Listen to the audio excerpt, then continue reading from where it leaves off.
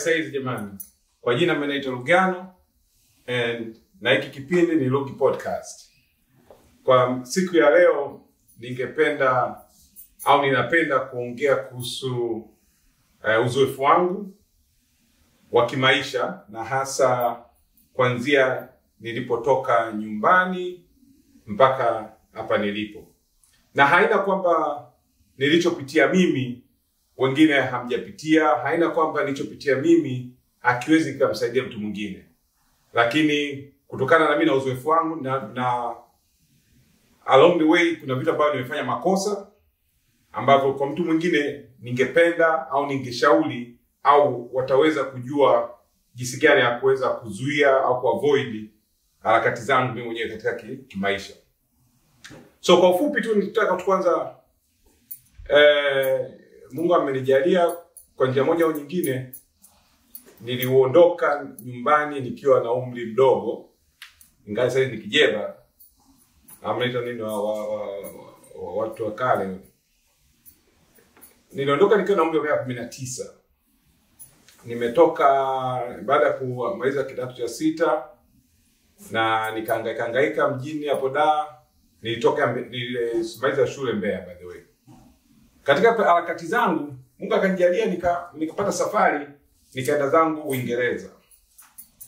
Lakini nataka kuongea uzoefu wangu wa mimi na makosa niliyoyafanya, na hasa tukiingia kwenye nchi za kigeni. Kwa wakati nimefika pale, kama kawaida tunapiga boxi au nilipiga boxi. Hiyo ni vitu vya kawaida and I'm proud of it. Sio kwamba nimepiga boxi, na katika kipindi cha kupiga boxi nilianza kujifunza vitu vingi, vingine vizuri, vingine vibaya. Lakini kitu ambacho kilinisaidia kukubaliana na hali na mazingira ambayo mimi nimefikia pale kwenye nchi za watu, na niliweza kuhangaika na kazi nyingi kama hiyo kupiga boxi, kusafisha nyumba za watu, loading and offloading, nini, yani kama kuli, kuli kabisa, kuli kama ile kale yako yani. Unatoa vifuko vya simenti, vifuko vya mchele. So nimefanya vyote hivi. Lakini kitu ambacho kilichonisaidia kwa mimi binafsi ni kwamba nilikuwa naweza kuadapt. Siku zinapozidi kwenda niliweza kujiendeleza ili niweze kuondokana na mazingira niliyokuwa nayo au mazingira niliyokuwa nimefikia. Na katika kipindi chote hicho kwenye uzoefu wangu niliweza kuwa na kujichanganya. Kujichanganya na maanisha kwamba ni lazima ukubali kuadapt mazingira, na at the same time lazima ukubali kujichanganya na mataifa mengine, hata kama na ndugu zetu sisi wa kutoka East Africa, vile vile kuendelea kuwa nao kiukaribu zaidi ili uweze kufanya nini, kwa sababu kila mtu ana upeo wake tofauti wa kufikiri. Na unaweza kadhani wewe unajua kitu, basi kuna mwenzako anajua kuliko unavyojua. Sasa kilichonisaidia kwa upande wangu mimi kuweza kujichanganya na watu wengine, na katika uzoefu wangu huo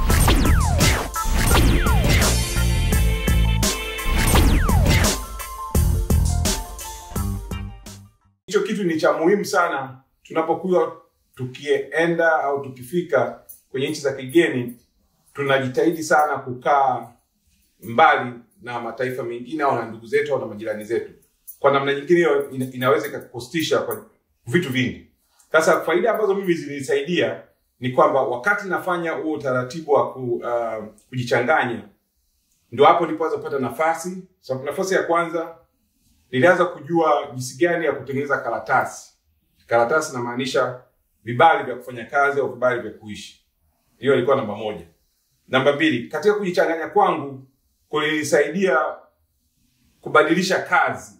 Ninaposema kubadilisha kazi na maanisha kutoka kazi uliokuwa unaifanya kama ilikuwa ni mbaya, then unaenda unapata kazi nyingine nzuri, unaendelea. Jinsi muda unapozidi kwenda ndivyo unapozidi kujielimisha na kuweza kuadapt na mazingira yanapokwenda. Sasa tunataka kuongea swala la upande wa makaratasi, ambacho nimeona watu wengi wanakosea. hasa vijana, na sisi na mimi mwenyewe those days nilikuwa kijana vile vile.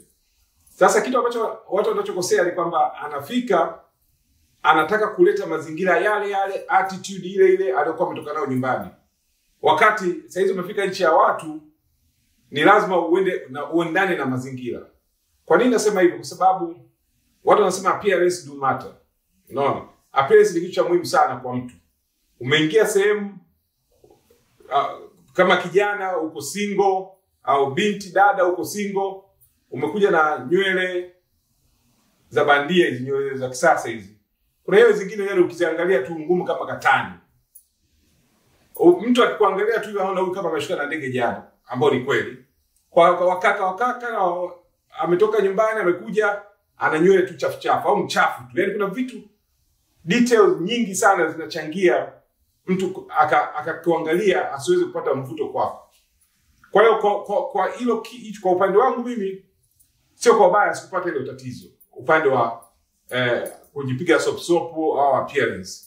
Na ilinisaidia mimi ku break your ice na kuanza kujichanganya kirahisi zaidi. Ndio upande wa lugha it takes time as well. Upande wa lugha hivyo vitu vipo. Siseme mimi sitatoka kwenye lugha ya kuongea Kizungu. Kwa hiyo kwa hilo eventually unakwenda then una catch up, unaweza communicate kirahisi na kwa confidence zaidi. Kwa mimi binafsi ilinisaidia sana ile umefika unaangalia watu tunaita wazawa. Unaangalia wazawa, unaangalia hawa wanafanya hivi, hawa wako hivi, hapa wako hivi.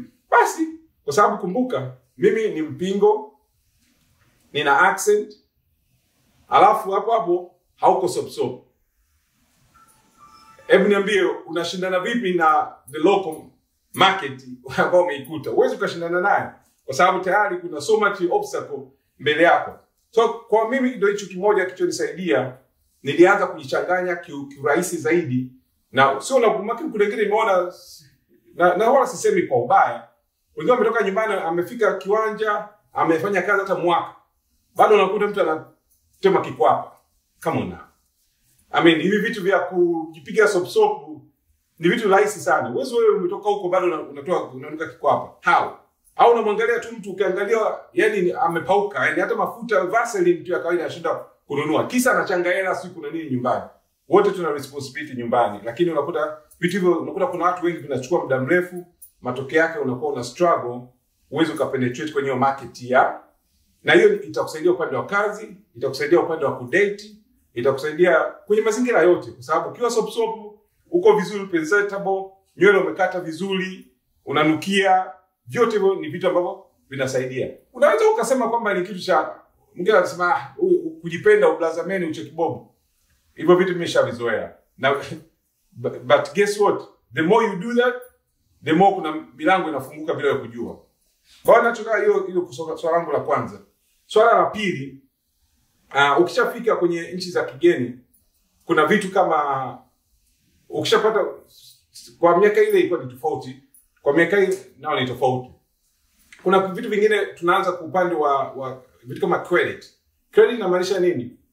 Tukifika nchi za wenzetu mara nyingi ukishakuwa umetengeneza jina lako, credit inamaanisha kwa wale wasiojua ni kwamba kwenye nchi za wenzetu kuna records zinakuwa zinawekwa kutumia jina lako au kutumia tarehe yako ya kuzaliwa au kutumia kwa Marekani social security. Kwa nchi kama Uingereza hawatumii social security kwenye upande wa credit. Ni jina, tarehe ya kuzaliwa na address yako. Sasa unakuta mtu ametoka nyumbani amejiandikisha, wanaita kujiandikisha kuvote au kujiandikisha kwenye local authority kwenye nyumba za address yako inakuwa iko kwenye database na jina lako. Baada ya pale ina create kitu kinaitwa credit. Sasa unakuta mtu ameshafika ana credit, wanamtumia barua, una credit card ya pound 500 au pound 200. Mtu anachukua ile anaenda kipindi hicho anaiwasha au anaiwasha maana yake anaitumia. Anaenda anaitumia. Alafu hajui kwa sababu hatujafundishwa toka nyumbani jinsi gani ya kufanya nini ulipaji wa lile deni. Maana deni sio pesa yako. Deni deni, na kwa sababu ni deni inabidi unalilipa na kuna tarehe maalum ya kuilipa lile deni. Hiyo 500. Sasa sisi umetoka nyumbani, hatujazoea vitu kama hivyo, hatuna vitu kama hivyo, hatuna system kama hiyo. Unapoona unataka kamera tu ya bure umepewa. eventually unajikuta baada ya muda fulani una madeni makubwa, alafu unajaribu go back kwenye kutaka kutake hivyo vitu, then vinakuchukua muda mrefu kwa sababu ulikuwa hujui, hamna ile kufundisha na wala hujui. At least kwa siku hizi kuna tuna simu, kuna vitu vingi vinaweza kuongea kwenye simu. Lakini kwa miaka ambayo sio ngine tumefika, hatakuwa na hivyo vitu kama hizo features kwenye simu au mambo ya internet na mambo mengine yote haya. Kwa hivyo vitu mara nyingi kwa upande wangu mimi vilini cost, and baada ya muda then unaanza kuelewa, na kwa sababu unajichanganya kwa njia moja nyingine ukiongea na watu, then unakuwa unajua. Kwa hiyo ninachotaka kusema kwa vijana wengi, mwe waangalifu mnapokuja kwenye nchi za kigeni. Jitahidini sana kwamba utengeneza kitu hicho kinaitwa credit. Ukiona umetumiwa kadi usikudhani, yani hiyo inaingia na ita play against you along the way au kwenye siku za mbeleni. Kwa hiyo hivyo vitu ni vitu vya kuviavoid, na uzuri kingine ukiweza kutengeneza hiyo credit, maisha yako yanakuwa marahisi zaidi. Kwa maana gani? Pale watu ukiwa na shida unaweza ukachukua kitu, ukachukua mkopo, ukachukua nini, hata kununua nyumba baadaye Mungu akikujalia. Unaweza ukafanya vitu kirahisi zaidi bila kuanza kuhangaika na mambo mengine. Kwa hiyo hilo nikataka nitaje, hilo ni la pili kwa sasa. La tatu, kwenye upande huo wa kujichanganya, ni lazima, hiyo point yangu ya kwanza, ni lazima ujitahidi, na hasa kama hauna makaratasi. Naongelea kwa watu ambao nilikuwa mimi mmoja wao. Kwenye upande wa kujichanganya, tatizo kwenye upande wa kujichanganya, ukitaka kujichanganya, sikatai ndugu zetu, dada zetu, tatizo kwamba wengi tunakuwa tunajua kwamba huyu ni mgeni amekuja anataka makaratasi. Sasa anapotaka mahusiano na mimi, unakuwa kichwani mwako unafikiria huyu yuko kwa ajili ya nini ya makaratasi. Unaanza kufikiria, baada ya kuangalia ule upendo au yale mapenzi mnayoanza, unakuwa so guarded, unafikiria huyu yuko kwa ajili ya manufaa ya kitu fulani, ambao in the long run inaanza kuaffect wewe. Sasa kama wewe ni mmoja wapo upande huo, nyingine mimi ninachoshauri, baada ya kupoteza muda sana na watu ambao wameshapitia mambo ya makaratasi, jichanganye, nenda kwenye mataifa mengine au nenda kwa wenyeji wako, kama ni wazungu, kama ni wani.